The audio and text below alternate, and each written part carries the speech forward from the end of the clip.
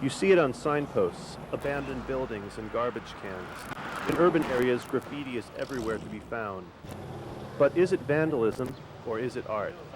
To the city's graffiti abatement specialists, the distinction between vandalism and art is clear. When it comes to the two, graffiti is vandalism, and art is something that is sanctioned.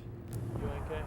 But to experienced graffiti writers like Mike Dream of East Oakland, graffiti is a necessary form of self-expression.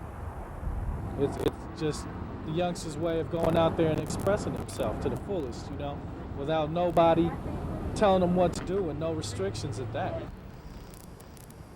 In what they call the broken window theory, the graffiti abatement people believe that vandalism and graffiti lead to urban decay. Where you find graffiti, you very suddenly find broken windows and then blight and debris and then crime, and one follows the other. So we think that it's a good idea to abate graffiti immediately if we can. We don't go around busting windows, and as far as the graffiti bringing all that into the community, got nothing to do with it. That stuff was there before the graffiti came, you know what I'm saying?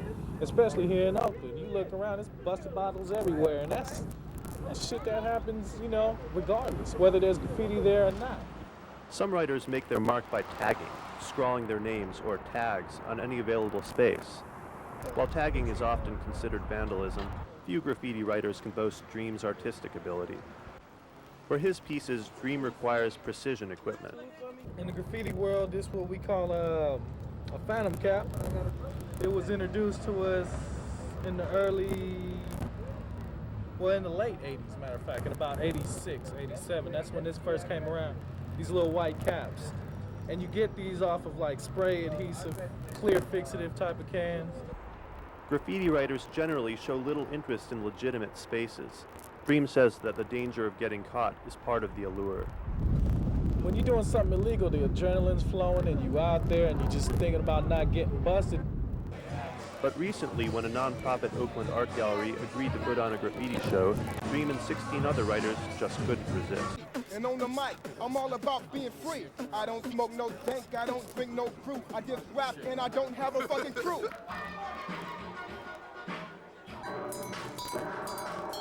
The show, No Justice, No Peace, which reflects the often violent reality of urban life, is a tribute to Dream's godbrother, Jesse Hall, also known as Plan B.